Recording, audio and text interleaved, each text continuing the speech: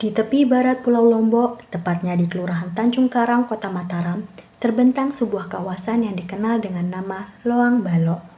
Nama itu terdengar unik dan memang menyimpan kisah panjang yang menggabungkan legenda, sejarah dakwah Islam, serta nilai-nilai budaya masyarakat Sasak. Secara bahasa, kata loang dalam bahasa Sasak berarti lubang, sedangkan balok sering diartikan sebagai buaya. Maka sebagian orang menyebut Loang Balok sebagai lubang buaya. Konon, di masa lampau ada seekor buaya besar yang mendiami lubang di bawah pohon beringin tua di kawasan itu. Namun, versi lain menyebutkan bahwa kata balok sebenarnya berasal dari bebalok yang berarti buyut atau leluhur. Sehingga maknanya lebih tepat menjadi lubang para leluhur.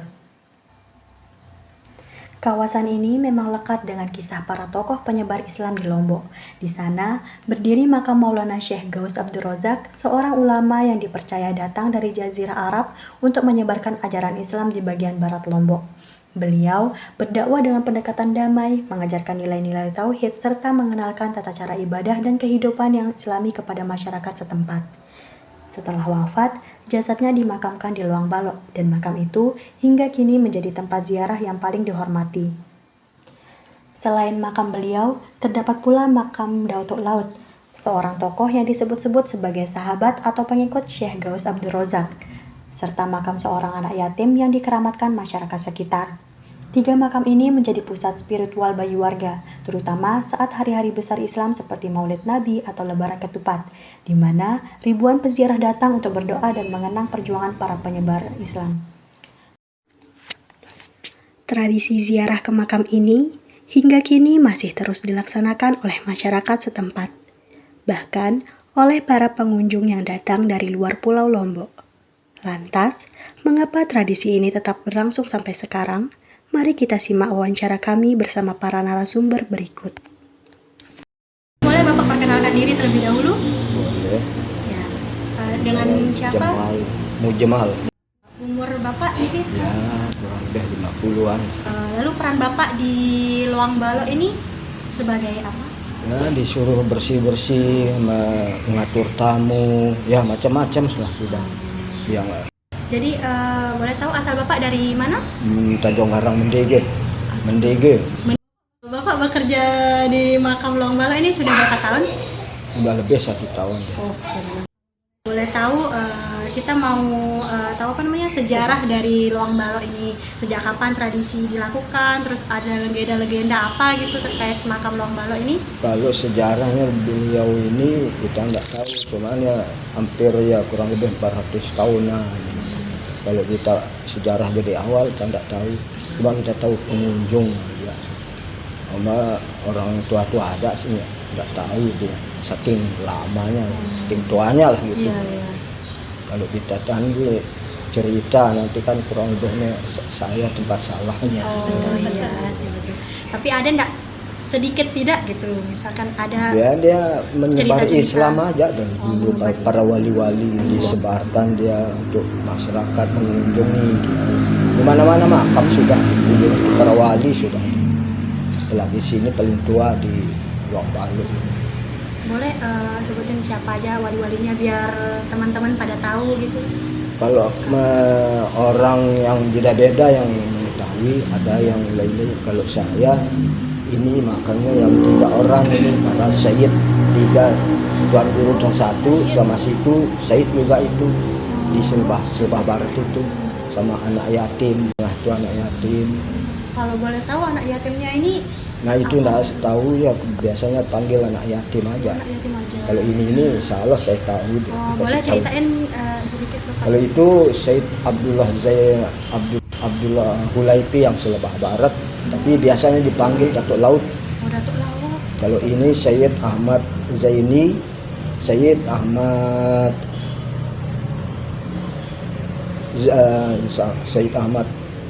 Alwi sama Tuan Guru Muhammad.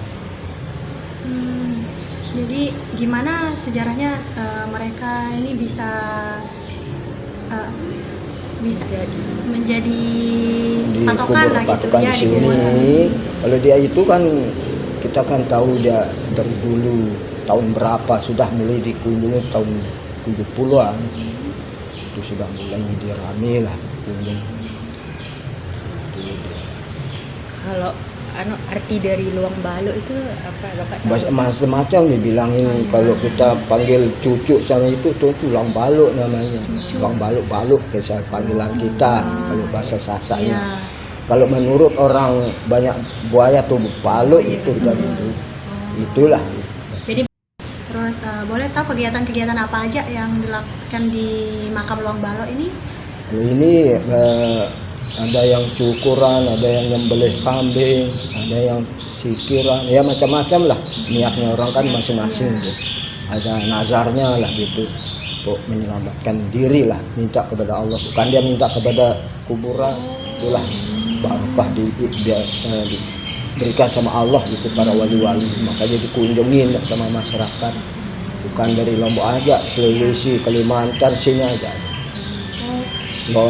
Jawa Timur, Jawa Tengah, Timur sampai Bali. Sudah lokal kan sudah kurang di Lombok Timur, macam-macam. Kalau ada nggak dari selain Muslim gitu, ada nggak? Ada juga dari lain Muslim, orang Bali juga. Biarin sih siapa niatnya itu kan kita nggak tahu. Orang Buddha juga ada sih. Bedanya nggak boleh pakai celana pendek sama benak bulan lah gitu. Itu apa niat hajatnya nggak tahu. Pengunjung. Apa aja larangan-larangan kita kalau misalkan mau ke makam ini, Pak? Ya kalau ini sudah kena bulan nggak bisa masuk ke dalam ini. Kalau ruangan sini bisa. Bapak ini bekerja kan sudah 1 tahun nih, Bapak, 1 tahun lebih. Terus kalau boleh tahu itu Bapak kerjanya itu karena sukarela atau emang dibayar sama pemerintah gitu? Sukarela. Ini buka sampai pagi. 24 jam. Ada enggak kira-kira Bapak, mohon maaf ya, pengalaman mistis misalkan di sini gitu yang pernah Bapak alamin selama kerja di sini? Kalau alami itu kalau di laut masing-masing istilah pendatang lah gitu. Kayaknya kayak lindu, gempa gitu. Terus bagian sekilas dilihat sekilas saja, kita memandang ke depan, kita nengok ke belakang nggak ada sudah. Ada kejadian orang kesurupan nggak sih di sini? Pernah saya itu pernah kesurupan. Padahal itu maghrib, dia masuk kesurupan. Wih, kayak orang apa? Saya pegang saya kepalanya apa jampi-jampi, insya Allah sembuh. Bapak pekerjaannya selain jaga makam ini ada nggak pekerjaan yang lain gitu? Ada sih, pegang kayu saya. Kalau boleh tahu ada hari-hari tertentu nggak kalau misalnya kita harus datang ke sini atau boleh Kapan? Malamnya juga, siangnya boleh. Malahan tuh pengunjung dari Jawa jam 3 dia datang, jam 2 malam pas waktu minyak tidur baru dia datang. Makanya pintu itu tetap dibuka, tapi dibuka tidak dikunci, ditutup lah, itu bisa dibuka. Ada nggak sekiranya hari-hari istimewa yang bagus buat kita ke makam Luang Balok? Tergantung orangnya itu, nggak tentu saya. Nggak seperti nyatu itu kan hari Rabu aja misalnya. Ini kapan-kapan aja. Kalau maulid gitu, misalnya gitu. Kapan-kapan ya. Itu seperti nanti mau ke apa, ketemuannya apa gitu di dalam ada itu. Singkatnya apa niat aja, niat kita itu niat yang baik lah, insya Allah. Di depan ini kan ada pantai ya. Ya. Itu apa dia berdampak itu semakin banyak ada orang berkunjung ke pantai ini? Ya itu makanya itu ya dua-duanya dikunjungi jadinya. Kalau enggak di sini ke pantai, kalau enggak ke pantai ke sini. Dua-dua. Kadang-kadang pulang dari sini ke pantai ke sini dia memang sih istilahnya selewanan lah itu, kalau pulang dari sini ke pantai dia gitulah. Bapak supaya tradisi ini tuh bisa tetap berjalan gitu. Dan kalau saya tetap ramai yang pengunjung. Bisa kasih pesan dan kesan Bapak selama bekerja di makam Luang Balok ini? Iya. Pesan Suka apa dukanya lah Pesan, gitu ya. ya boleh. Iya. Pesannya apa gitu? Pas saya bilang, saya nggak enak ngomong-ngomong itu. Atau kesannya dah selama bekerja di sini gitu? Apa ada suka? Ya, saya senang itu biar aman aja, aman, gitu, pengunjung aman, kita yang jaga juga aman.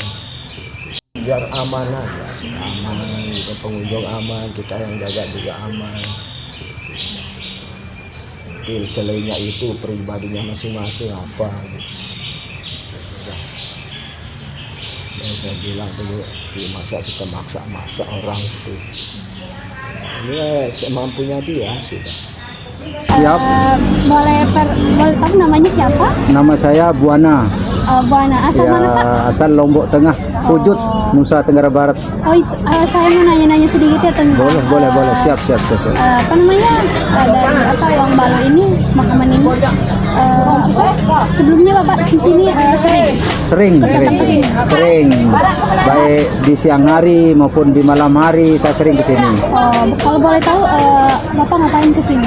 Oh, intinya sih pertama ya kita doakan biar sama Syekh Gaus Abdul Rozak di sini. Terus kedua karena ini tempat sakral atau istilahnya suci, bisa jadi ya cepat doa kita terkabulkan sama Yang Maha Kuasa. Karena ini tempat bukan kita minta sama kuburannya atau bukan yang dimakamkan atau yang yaitu. Biasanya Bapak di sini datang sendiri atau sama siapa? Sendiri sering, kalau sendiri itu di malam hari. Kalau sekeluarga seperti begini itu kalau hari Minggu atau hari Rebo itu. Ya, itu sering itu di siang hari juga. Seminggu kadang-kadang berapa kali? Oh, nggak tentu sih. Tergantung dari kondisi di rumah. Kalau sibuk sih sampai sebulan 2 bulan juga nggak kesini. Tapi kalau nggak sibuk ya sering sih. Kadang sebulan sekali bisa seperti itu. Apa ada pengalaman atau momen yang tidak Bapak lupain selama berziarah di sini atau kayak pengalaman yang berkesan? Oh, ada. Apa itu? Ada. Sangat berkesan ini, Mbak. Saya pernah malam hari datang ke sini sekitar jam 9 berangkat dari rumah sampai sini jam 10. Untuk masuk oleh waktu yang bagus sekitar jam 1 atau jam 2 atau jam 12 kan. Nah, saya tidur dulu di luar sini di Brugak sini kan.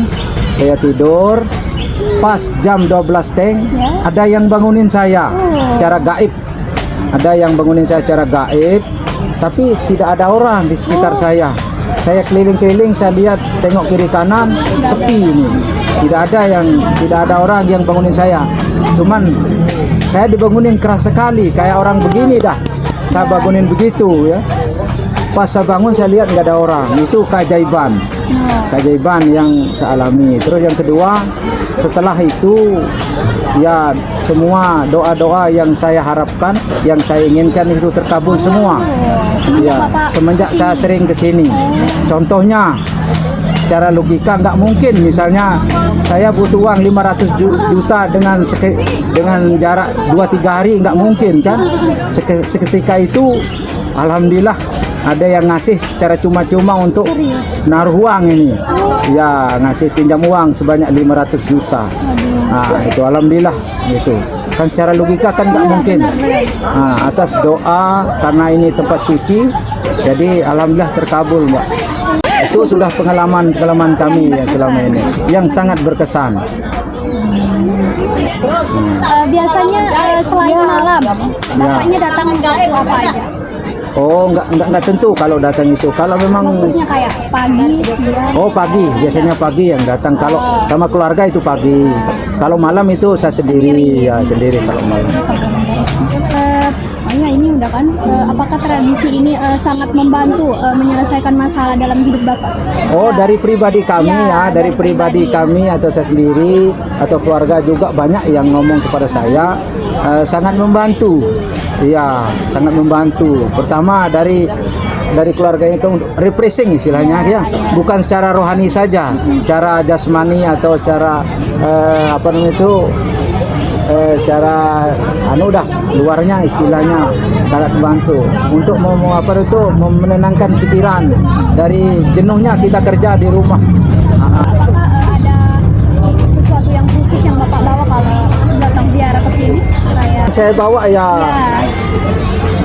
Cuman air aja sih kita bawa, misalnya air seperti ini kan. Untuk tadi di dalam makam kita untuk cuci muka, janja misalnya doa istilahnya, itu yang kita bawa. Nanti di rumah kita juga ada titip-titip di rumah itu ya, biar aura dari tanah suci ini ya, aura dari tanah suci itu kebawa ke sana. Begitu. Bagaimana apa harapan Bapak tentang tradisi ini? Apakah harus dilestarikan lebih lanjut? Harapan saya atau kami semua keluarga supaya dilestarikan ya, atau dijaga dengan baik ya. Soal ini